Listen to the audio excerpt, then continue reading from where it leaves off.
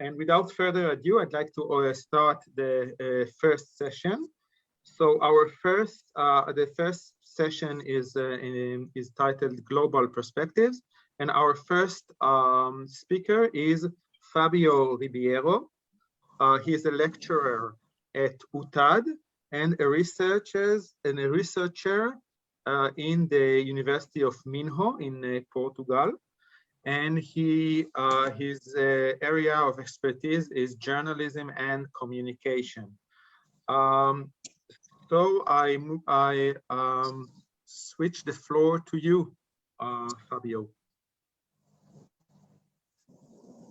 Okay, thank you very much. I think you can hear me well. Thank you very much for having me and to accept my proposal to discuss this topic. I will share the presentation that I have prepared.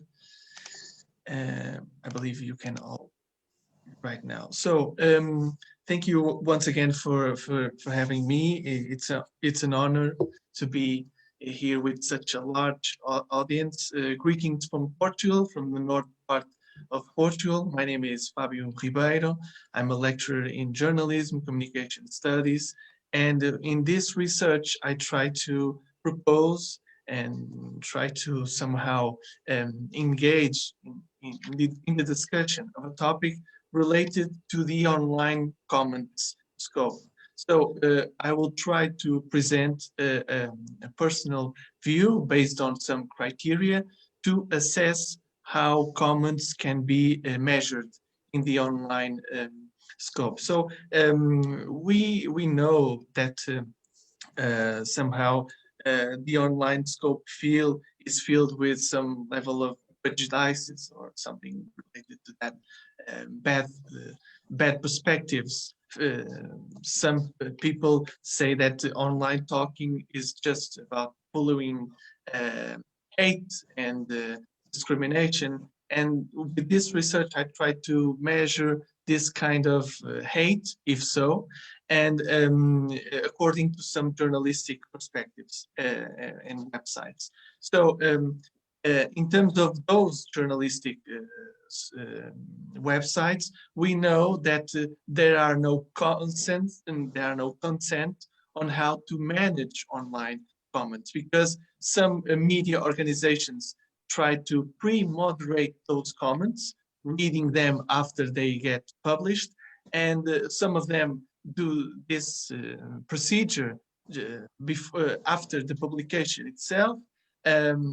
There's a third perspective in moderating comments that combines these two approaches, and there's a new one, a community-based one, which relies on the community, the power to rank themselves, and then people get their visibility, and if they have good marks, good grades by the other users, they are allowed to publish and to comment more. So this is the broad field of this research, which has to do with the participation field. This is the protagonist of our research, and we can see from the literature that participation has been seen as a political argument, as a social integration tool, even a human rights concept. So it's a field of studies, a very recent one, I would say, but with a lot of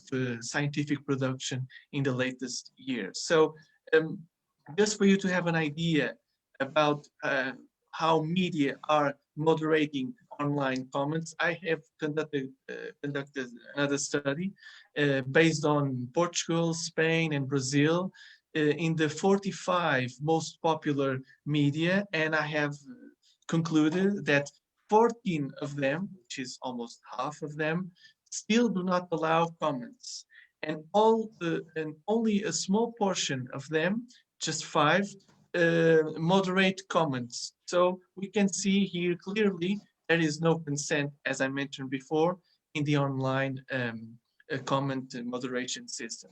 So let's focus on this research.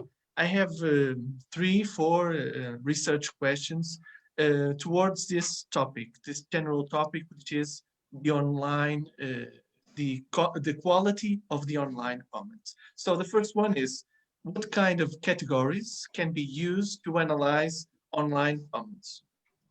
The second one, related to this first step, is how can we characterize or define online comments? And I would like to highlight that my focus is journalistic websites, okay? Third question, what is a quality comment? Where is most likely to find those quality comments? And the last one is moderation systems within the media key factor to increase online comments quality. So this sample, this study is based on this methodology. A content analysis through a non-probabilistic sample, thus evaluating 6 journalistic websites. I have collected from this report as well, that you may have heard before, the Reuters Institute Digital News Report. I have collected 300 comments from especially from political related news. That was a decision. We can later understand why, but 300 comments, and during 2 weeks I have been able to analyze those comments and then try to see what kind of features, what kind of characteristics are there to identify those comments. So in terms of media sample, in this study, I have selected 6 media outlets, 2 in Portugal, 2 in Spain, and 2 in Brazil. I have followed this model, which is called the media policies for the online news commenting, which is defined by the quality of the moderation. So I have selected 3 websites where comments are basically moderated in a not quality way, I would say, which is the 3 websites that are on the left. And on the other hand, we have 3 other websites where, according to this model, we can assume that the quality of moderation is undeniable. So this is a model which is part of the previous publication I have mentioned, but this is the general core of our research. 6 websites and 300 comments. So first research question, what kind of categories can be used to analyze online comments? I have selected 6 categories. First one is the level of interaction. Comments are directed to the news, to one comment in particular, or to a comment chain. This is the first criteria. Second, who makes the comment? A person with an arguably common name, an anonymous person, a pseudonym. Who makes the comment? Third level of the third criteria, the comment recipient, the comment target. Is the comment targeting an external personality, an external institution, or is it internal? It is focused on the journalist or the author of the news piece. Is the comment also targeting protagonists, or is it impossible to determine? This is the indicators of these criteria. Fourth criteria deals with one very important dimension of analysis, the comment relevance, which means how important or meaningful is the comment for the discussion. Does it add insights for the discussion? We can say that is direct relevant. It has, on the other hand, little insights to the discussion. We can say that's indirect relevant. Or does the comment not provide whatsoever in no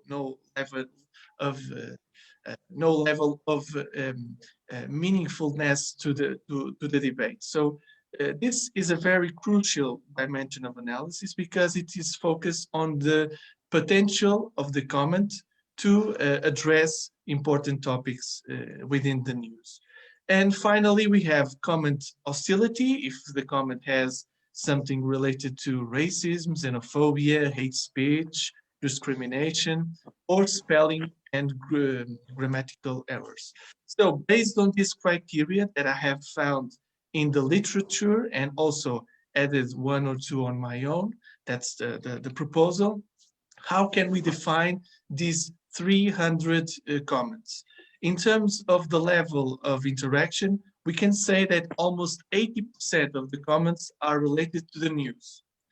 In terms of the authorship, who makes the comment, we can also say that the majority of the comments have some sort of reality. They have the author has a common name, so it's also a very interesting point. In terms of the target, who is the comment directed to? We can say that the comments are in 60% directed to the protagonists of the story, the ministers, the football players, we'd say, the political parties, the protagonists of the story, in 60%. The relevance, the criteria that I have mentioned before, and as a very important one. And this is very intriguing for me because the majority of these comments has a direct relevance, which means that at some level, the comments contribute to some sort of discussion. They have a positive impact in the public discussion towards one specific topic. And this is somehow maybe troubling or against the social perception of the online comments.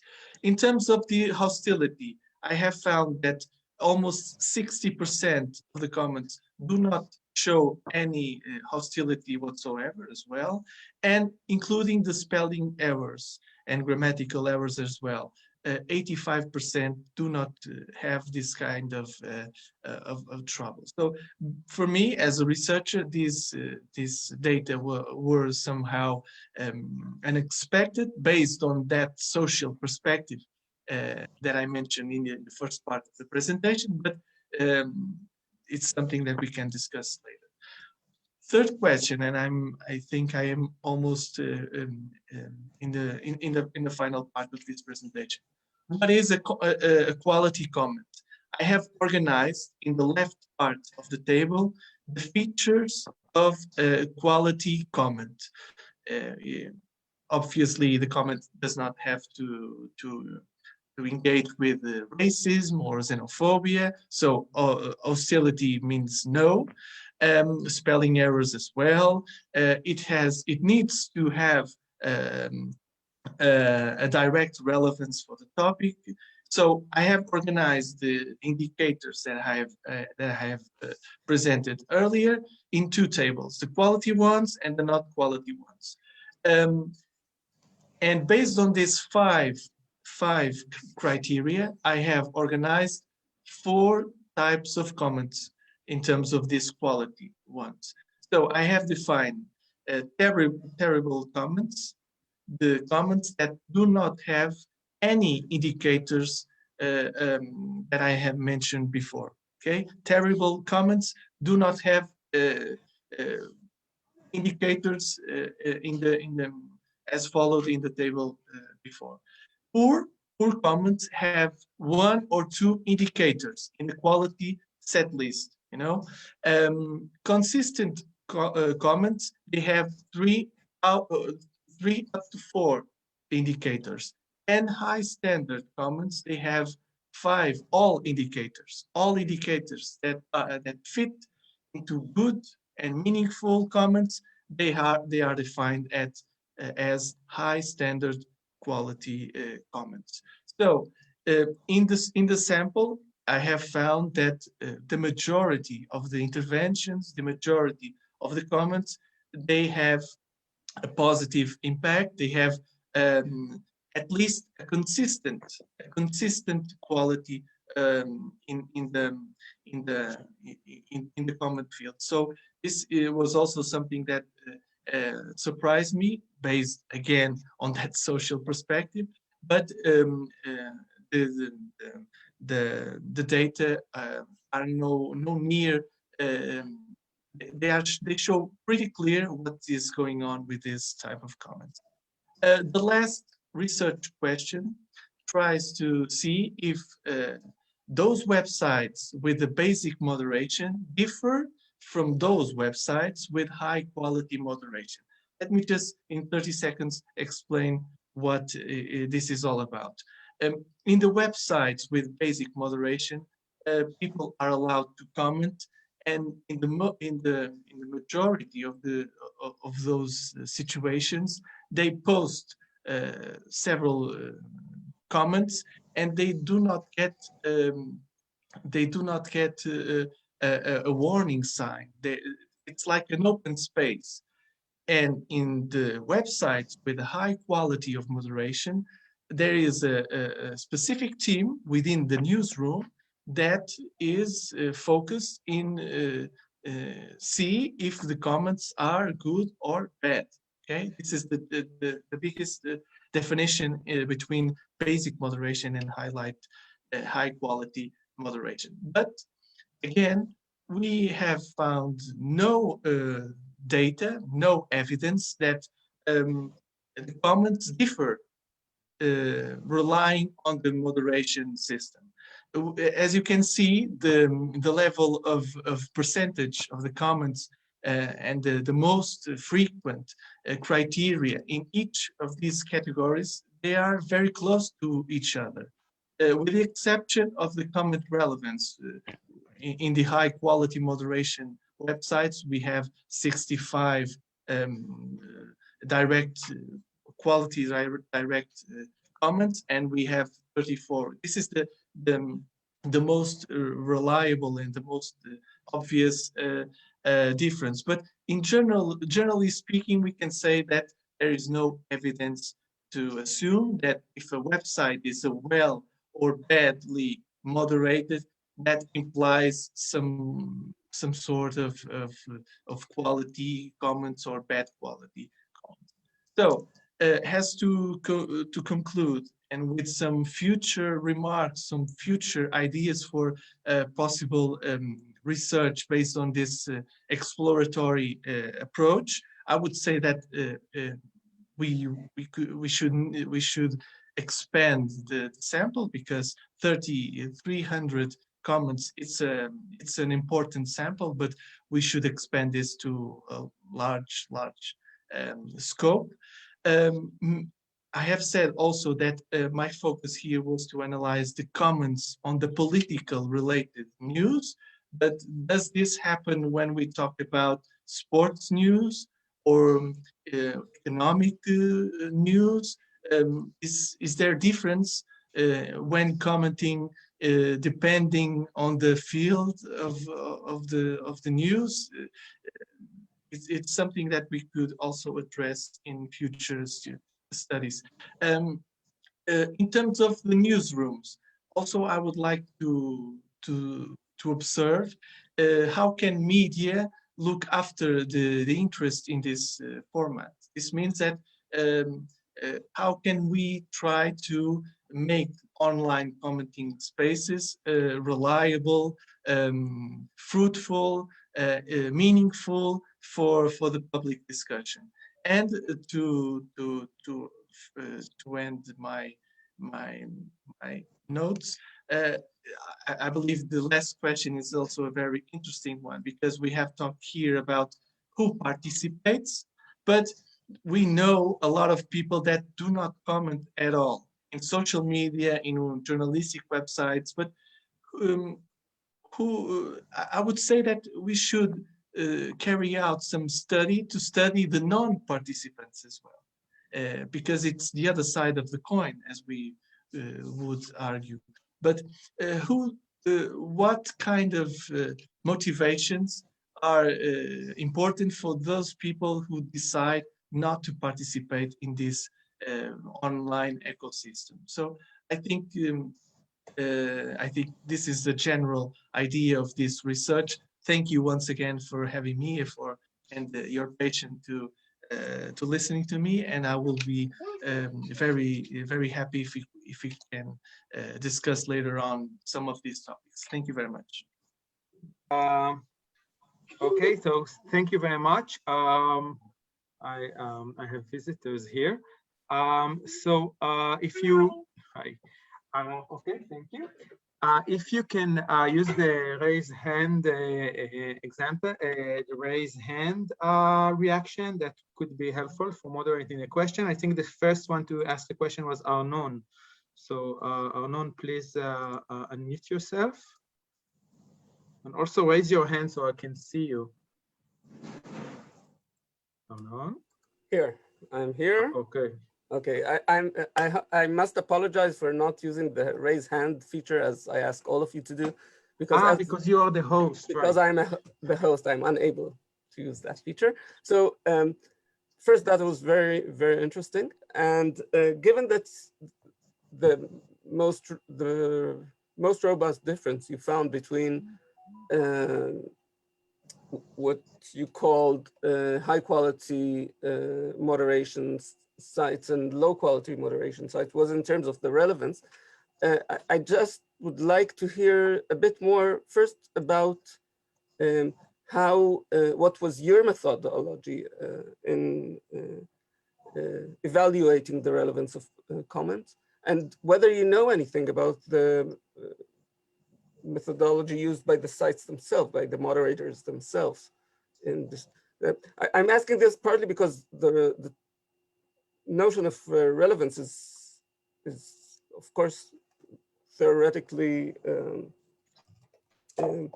used in different ways in various places, and because at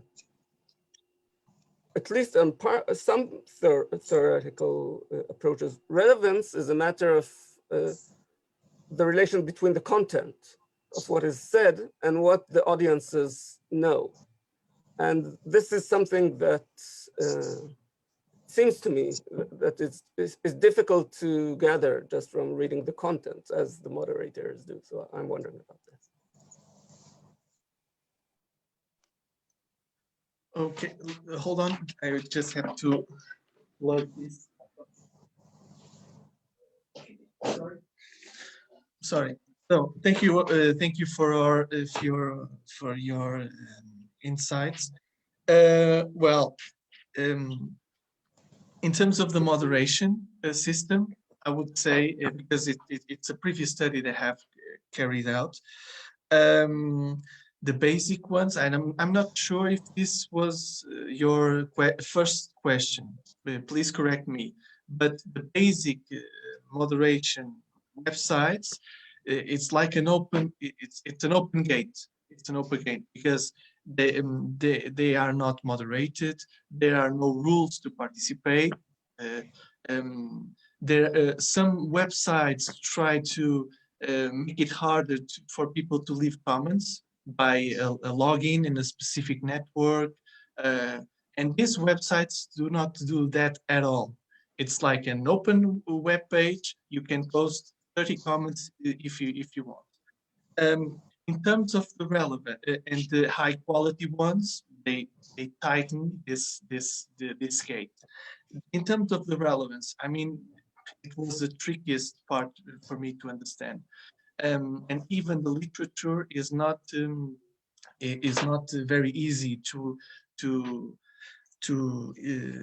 correctly apply to this kind of interpretive model. This is an interpretive model. But for me, direct relevance to a specific news is, and I can give you an example, a very short one. Imagine that the news was about the George Floyd condemnation that we knew yesterday. For me, a comment on that topic, a relevant one, is someone that is posing his or her opinion about that topic and tries to highlight something related to that topic, but it needs to fit in that issue.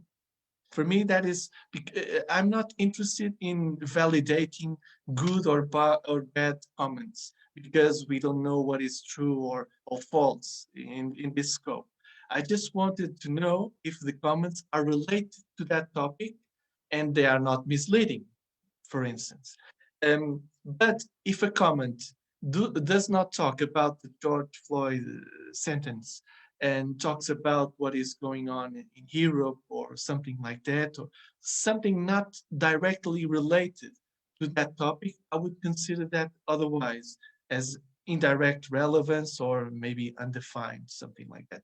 But even now, I'm not sure if this is the most accurate way to evaluate the comments. But I would say that if we talk about one topic, we should be able to address that topic and not diverge too far away from that situation. Okay, thank you. Laida Uvina, please. Can you hear me? Yes, we can. Hello, Fabio. Very interesting presentation. I had just one question and one comment, very briefly. When you say how media, in the final questions that you made, how media can look after the interest in this format, was you referring to the media in the Habermas public sphere, like journalism, or media like we use it right now, social media and all? And the second thing, when you mentioned the interest to understand the reason why people do not comment instead of the behavior of commenting. Do you think the spiral of silence as a theory would be sufficient, or do you think there's something new should be invented? Because I think that is a concept that goes just straight to the point. Thank you very much, Leda, for your comments. Very interesting ones. Let me start with the last one.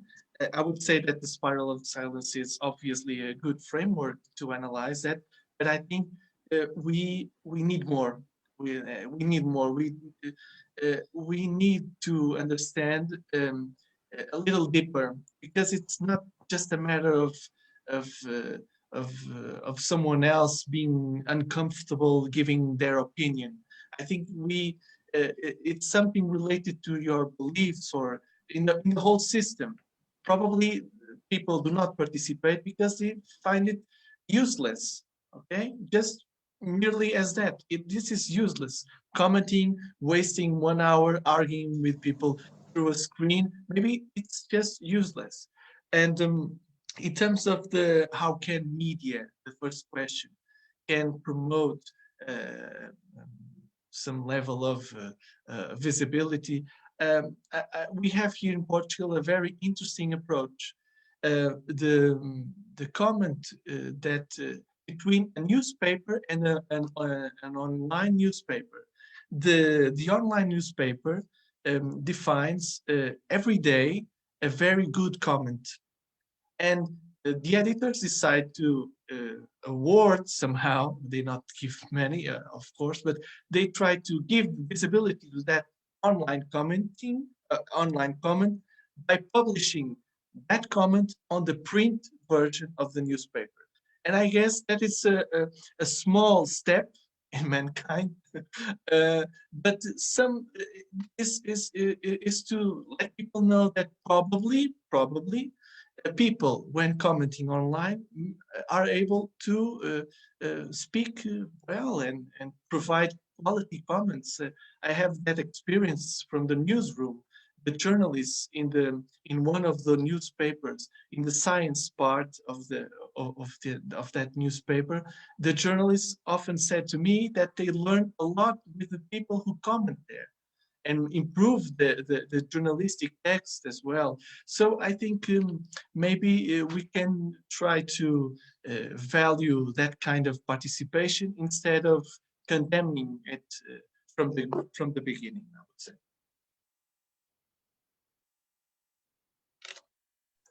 Unfortunately, we are out of time, although I saw that there were other people who wanted to ask questions. You can write your questions in the chat, and this time we won't lose the file, so we'll send it to the participants. Okay, so now I move to our second talk in this session. The speakers are Desmond Onimeki, Okocha, Samson Shaibu, and Melchizedek Onobi. They are all from the Department of Mass Communication at Bingham University in Nigeria. Please, I move the floor to you guys.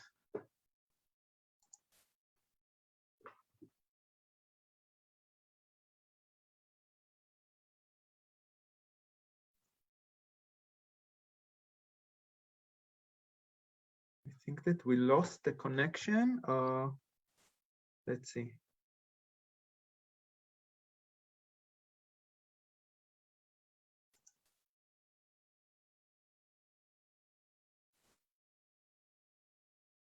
Can you hear us, Desmond?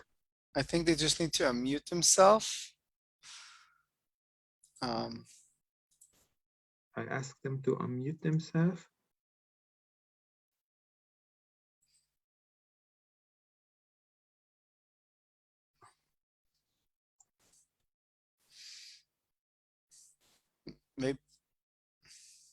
Maybe Boaz, until they're ready, we'll take. You want to take another question for? Okay.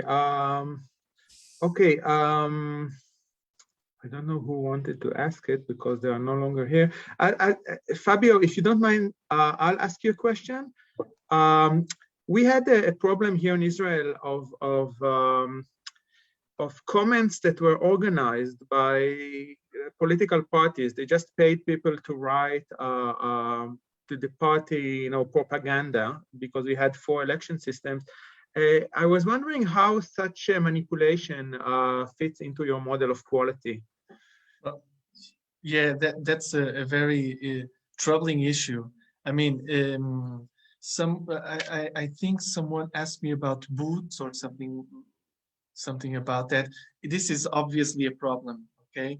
That's why this methodological proposal has this this problem, possibly problem, because we don't know for sure that people who are commenting are people who are people. Okay, but after reading so many comments, I just would like to say that they seemed very genuine for me, or I got mistaken very easily. I don't know, but I read all of them, and I got the feeling that a person could say that. But at the meantime, we got this problem in terms of the possible contamination of these spaces with robots and something like that. But I think even technology is handling that with obviously trouble dimensions of technical problems. So I think it's a a good way to go until we have a definitive question.